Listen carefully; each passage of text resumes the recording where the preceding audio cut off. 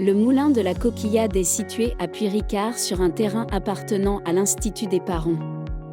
Son président, M. Daniel Carrasco, a autorisé l'ARPA à restaurer ce vieux moulin à vent et en faire un outil pédagogique pour les jeunes générations et une mémoire vivante et fonctionnelle pour les amateurs de patrimoine.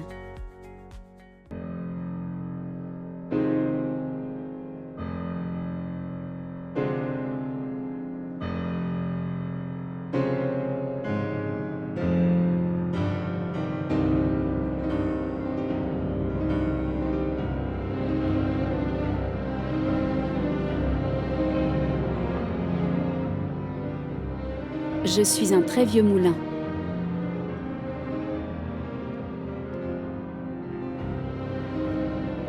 Je n'ai pas vu de meunier depuis plus de 200 ans.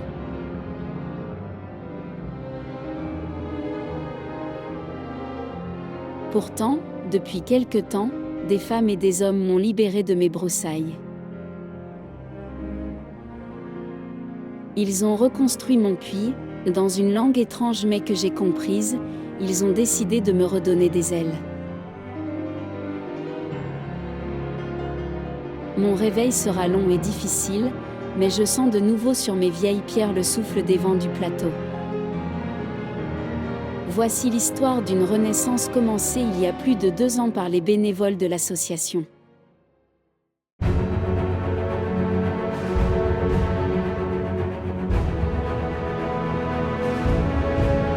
Rendu inaccessible par une impénétrable végétation, le moulin de la Coquillade attend silencieusement que l'on s'intéresse à lui. Il apparaît déjà en 1738 sur la carte de Cassini.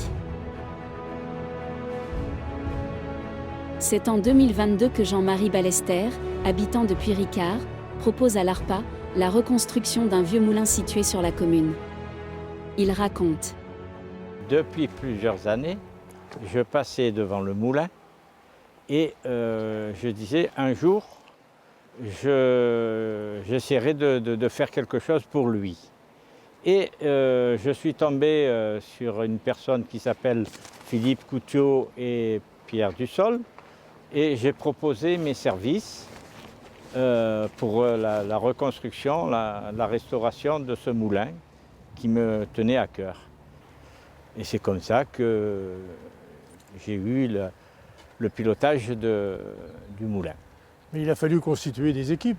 Alors pour constituer les équipes, au cours de l'année, donc on a discuté, puis on a fait un bulletin, on a fait des tracts en demandant des bénévoles. Et on était 3 ou 4 à distribuer ces bulletins dans tous les commerces de Puyricar, de Couteron, de Sélonie, en demandant des bénévoles. Et suite à ça, il y a une 50aine, 60aine de personnes qui nous ont contactés pour avoir la restauration avec nous. Voilà.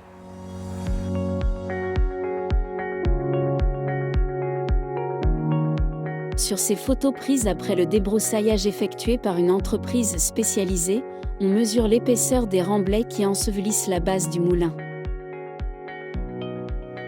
Il faudra plus de 2 années aux bénévoles pour faire apparaître les restes des anciens bâtis et aménager l'ensemble du terrain.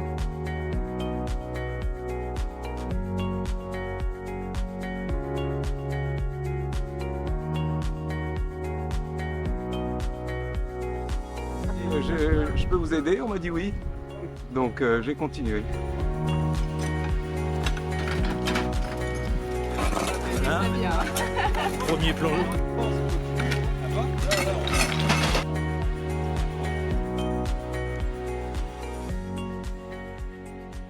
Découvert des personnes extraordinaires avec qui on bosse, avec qui on gratouille toute la journée, avec le petit pigeon, la coupelle, les petits cycles de terre.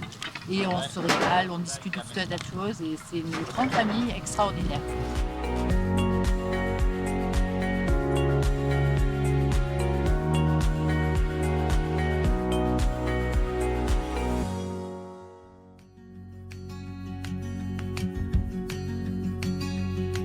Le puits du moulin avait triste mine.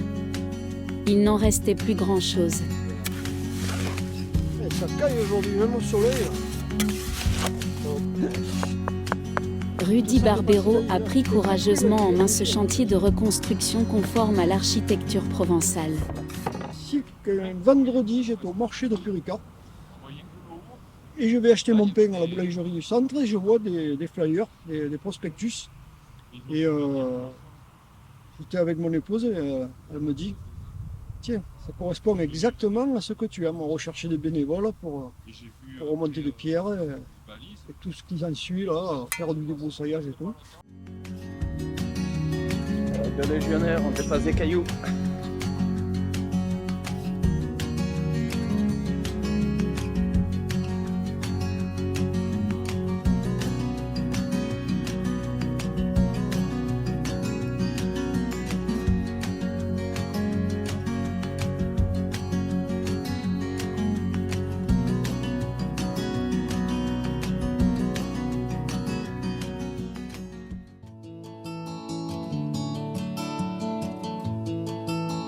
L'accès au chantier était précaire et dangereux. Alors, c'est avancement des travaux, donc la première volée de marche a été réalisée maintenant. La deuxième volée est en cours, donc là je vais installer les planches des marches. Serge Fontenelle, ancien ingénieur et bénévole, a conçu et construit un escalier solide, fiable et esthétiquement très réussi.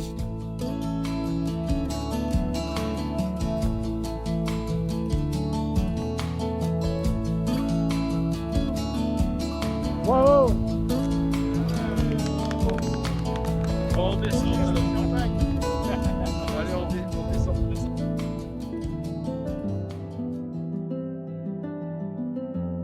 Monsieur Gilles Basset a offert à l'ARPA la numérisation 3D du moulin afin que notre architecte puisse disposer d'informations fiables sur l'état de la maçonnerie.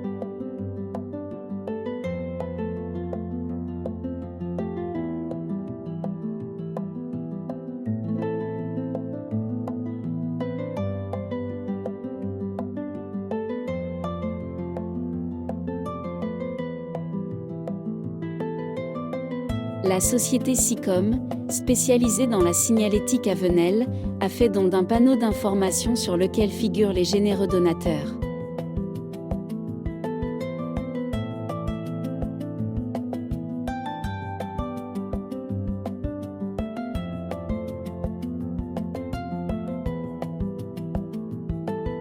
La société Vivre en Bois a offert et installé un magnifique abri de jardin qui permet désormais de protéger les outils, les panneaux d'information ainsi que les bénévoles qui ont ajouté une terrasse et une ombrière, sans oublier des toilettes.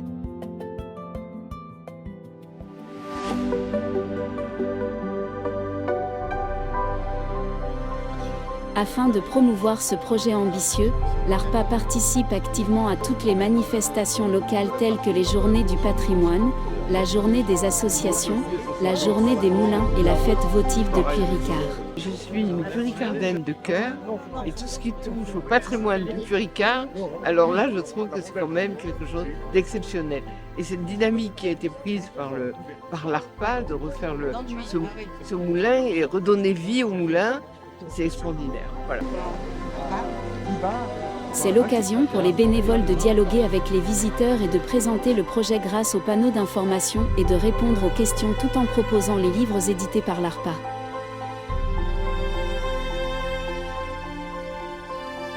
Madame Perrine Meggiato, notre maire adjointe, apporte son soutien, ses encouragements et facilite certaines démarches administratives. On a besoin de vous, de vos bénévoles, de votre bonne volonté. Exactement.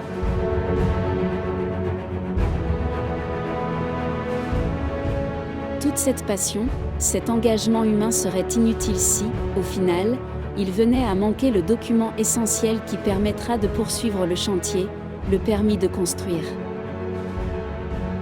Grâce au travail technique réalisé par Serge Fontenelle et aux démarches incessantes de notre président et notre secrétaire général, le dossier complexe de demande de permis de construire a pu être présenté par Pierre Dussol et Philippe Coutiot à la commission municipale de l'urbanisme. Ils ont été soutenus par Madame Perrine Meggiato, adjointe au maire en charge de Puy-Ricard. Le 21 octobre, le permis de construire a été officiellement accordé, ouvrant ainsi une nouvelle page de la renaissance du moulin de la Coquillade. Que tous les acteurs de ce projet et de cette réussite soient remerciés.